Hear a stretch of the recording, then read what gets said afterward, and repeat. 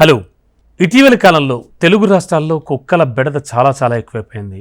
ప్రతి చోట ఏదో ఒక రూపంలో కుక్కలు దాడి చేస్తూనే ఉన్నాయి. ముఖ్యంగా స్ట్రీ డాగ్స్తో ప్రజలు పడలేకపోతున్నారని చెప్పచ్చు. దీనికి సంబంధించి కూడా ఇటు తెలుగు రాష్ట్రాల ప్రభుత్వాలు, అటు భారతదేశ వ్యాప్తంగా మొత్తం అంతా కూడా ఆయా లోకల్ గవర్నమెంట్స్ కావచ్చు, లోకల్ బాడీస్ కావచ్చు, అండ్ మొత్తం అందరూ కూడా ఆలోచిస్తున్న తరుణంలో కుక్కల బెడతతో వీధుల్లోకి రావాలంటేనే జనం ఉనికిపోతున్న పరిస్థితుల్లో పసిపిల్లల దగ్గర నుంచి మొదలు పెడితే మంచాన పడ్డ ముసలి వాళ్ళ వరకు కూడా అందరిపైన వీధి కుక్కలు తమ ప్రతాపాన్ని విపరీతంగా చూపిస్తున్నాయి.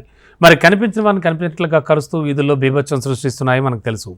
వీధి కుక్కల దాడులకు సంబంధించి సీసీటీవీలో రికార్డ్ అయిన దృశ్యాలు చూస్తుంటే మన గుండె తరుక్కుపోతుంది. ఒక్కోసారి ఒకటి కంటే ఎక్కువ కుక్కల దాడులు చేసిన సంఘటనలు కూడా అనేకం చోటు చేసుకుంటున్నాయి. మరి ఈ నేపథ్యంలోనే తాజాగా ఒక కంట్రీ సంచలన నిర్ణయం తీసుకుంది. ఆ దేశం వీధి కుక్కల్ని పట్టుకుని షెల్టర్లలో వేయాలంటూ కూడా ఏకంగా పార్లమెంట్లోనే బిల్లు ప్రవేశపెట్టి ఆమోదం కూడా కల్పించింది. ఎస్, ఆ కంట్రీ ఏటో తెలుసా? ఇండియా మాత్రం కాదు, టర్కీ. ఎస్, టర్కీని డాగ్ ఫ్రీ కంట్రీగా తీర్చిదిద్దేందుకు ఈ నిర్ణయం తీసుకున్నట్లుగా టర్కీ ప్రభుత్వం వెల్లడించింది. దేశంలో ఉన్న దాదాపు 40 లక్షల వీధి కుక్కల్ని పట్టి వాటిని షెల్టర్లకు తరలించాలని నిర్ణయం తీసుకున్నారు. జూలై 30వ తేదీన టర్కీ పార్లమెంట్ ఈ బిల్లుకు ఆమోదం కూడా తెలిపేసింది. టర్కీ అధ్యక్షుడు తయ్యప్ ఎర్డోగాన్ పార్టీ ప్రతిపాదించినటువంటి ఈ చట్టం ప్రకారం దేశంలో ఉన్న మున్సిపాలిటీలోని వీధుల్లో విచ్చలవిడిగా తిరిగే వీధి కుక్కలను పట్టుకుని షెల్టర్లలో పెట్టాలి. ఇక ఏదైనా రోగం వచ్చినా చికిత్స నయం చేయలేని కుక్కలను నిర్మూలించాలని కూడా నిర్ణయించారు. అంటే అంతకుముందు కూడా టర్కీలో వీధి కుక్కలకు సంబంధించి కొన్ని చట్టాలు రూపొందించారు. మున్సిపాలిటీల్లో ఉండే వీధి కుక్కలన్నింటికీ క్రిమిసంహారక టీకాలు వేయాలి. చికిత్స తర్వాత వాటిని గుర్తించిన చోట వదిలేయాలి.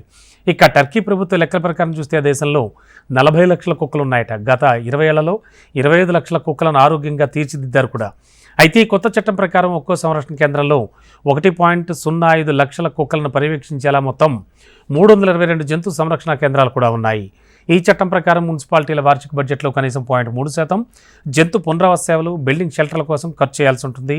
మున్సిపాలిటీలు కొత్త షెల్టర్లను పెట్టడానికి, ప్రస్తుత షెల్టర్ను మెరుగుపరచడానికి 2028 సంవత్సరం వరకు కూడా లక్ష్యంగా పెట్టుకున్నారు. మొత్తానికి ఇటువంటి చట్టాలన్నీ కూడా ఖచ్చితంగా ఇండియాలో కూడా రావాలంటూ, అలాగే ఇండియాలో కూడా కుక్కల నిర్మూలనకు సంబంధించి నెటిజన్లంతా కూడా మాట్లాడుకుంటూ ఉన్నారు. అండ్ ప్రస్తుతానికి ఈ వార్త వైరల్ అవుతోంది. టర్కీలాగే మన గవర్నమెంట్లు కూడా ఆలోచించాలి, చేయాలి అని కూడా నెటిజన్లంతా కూడా తమకు తోచిన విధంగా స్పందిస్తూ ఉన్నారు. ప్రస్తుతానికి ఈ వార్త వైరల్ అవుతోంది, ట్రెండింగ్లో కూడా ఉంది.